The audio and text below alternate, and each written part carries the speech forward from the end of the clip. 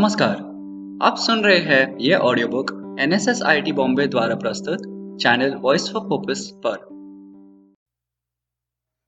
जीवन परिचय baroness Campbell.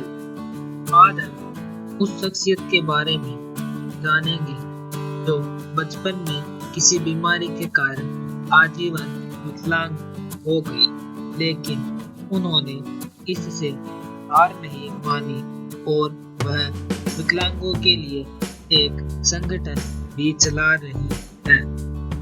जेन Campbell का जन्म 19 अप्रैल 1959 को लंदन, इंग्लैंड में हुआ था।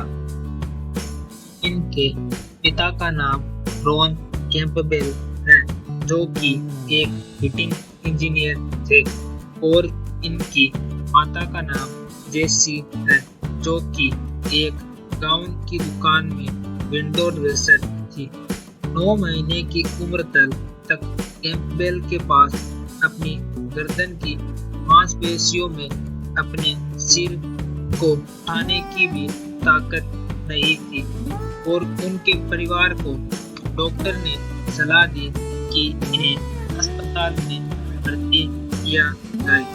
बाद में उन्हें ग्रेट ऑर्मंड स्ट्रीट हॉस्पिटल में भर्ती किया गया, जहां उन्हें स्पाइनल मस्कुलर एट्रोफी बीमारी होने का पता चला, और डॉक्टर ने सलाह दी कि वह 2 साल से अधिक नहीं जी पाएगी।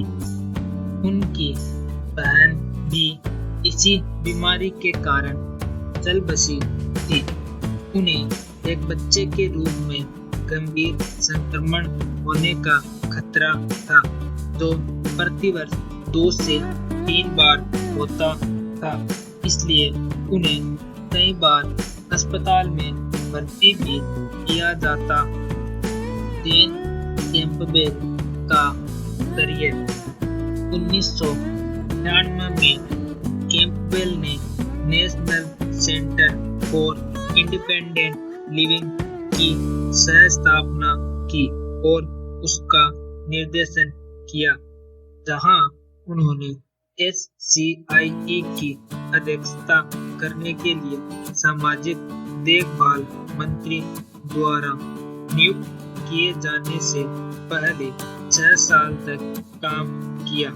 वह सामाजिक देखभाल के क्षेत्र में एक सक्रिय नेता और विकलांगता सुधारों के लिए प्रचारक और सलाहकार है। British council of disabled people में अध्यक्ष और NCIL में सह निदेशक के रूप में कैंपबेल ने इन संगठनों को स्वतंत्र जीवन, नागरिक अधिकारों, सहकर्मी परामर्श और समान अवसरों के क्षेत्र में अग्रणी काम के माध्यम से देखा। 1996 में उन्होंने विकलांगता की राजनीति नामक पुस्तक का सह-लेखन किया। 1980 में कैंपबेल को ग्रेट ब्रिटेन की स्पोर्ट्स काउंसिल द्वारा ईस्ट मिडलैंड्स के लिए क्षेत्रीय अधिकारी नियुक्त किया गया था। वह एक दशक के लिए 1985 से 1995 तक अपनी मुख्य कार्यकारी बनने से पहले 1984 में 1 वर्ष के लिए राष्ट्रीय कोचिंग फाउंडेशन की मुख्य कार्यकारी थी। 1993 में उन्हें MBE नियुक्त किया गया। कैंपबेल 1995 में यूथ स्पोर्ट ट्रस्ट के कार्यकारी बनी, जो खेल इसे स्थापित करने में एक महत्वपूर्ण भूमिका थी। 2003 में कैंपबेल को UK स्पोर्ट के अध्यक्ष के रूप में नियुक्त किया गया। Sports council of great Britain के लिए नया नाम और उसी वर्ष CBE को नियुक्त किया गया।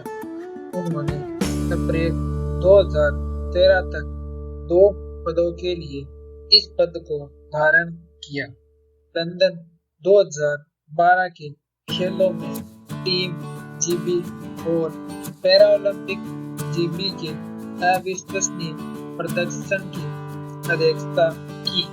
कैंपबेल ने 2005 तक यूथ स्पोर्ट ट्रस्ट के साथ अपना कार्यकारी पद बरकरार रखा जब वह इसके अध्यक्ष बने।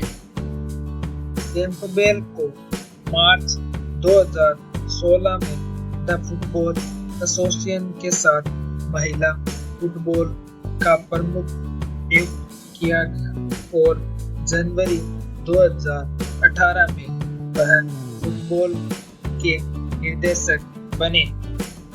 इन सब से पहले उनकी जिंदगी बहुत अलग थी, क्योंकि जब उनका जन्म हुआ था उस समय एक विकलांग बच्चे को बोझ के रूप में देखा जाता था, जिसे समाज के लोग बुरा मानते थे। लेकिन कैंपबेल के माता-पिता उन्हें एक बोझ नहीं समझते थे। यहाँ तक कि कैंपबेल को सामान्य बच्चों के स्कूल में जाने की भी अनुमति नहीं थी। इसलिए उनके माता-पिता ने उनका एडमिशन एक विकलांग बच्चों के विद्यालय में करवाया, लेकिन कैंपबेल को यह बिल्कुल पसंद नहीं था। वह हमेशा शिक्षा से वंचित रहने और जागरूक बनने की कोशिश करती थी। इसी कारण उन्होंने 16 साल की उम्र में स्कूल जाना छोड़ दिया। यह थी रोएन कैंपबेल की कहानी, जिससे हमें शिक्षा मिलती है कि जिंदगी में जितनी भी मुसीबतें आए उनसे भागना नहीं चाहिए, बल्कि उनका डटकर सामना करना चाहिए। इसीलिए कहा गया है, लहरों से डरकर नौका पार नहीं होती, मेहनत करने वालों की कभी हार नहीं होती। पंखों से कुछ नहीं होता है, हौसलों से उड़ान होती है। मंजिल उन्हीं को मिलती है जिनके सपनों में जान होती है। उम्मीद है ये सुन के आपको मजा आया। और दिलचस्प ऑडियो बुक सुनने के लिए इस चैनल को लाइक, शेयर एंड सब्सक्राइब कीजिए।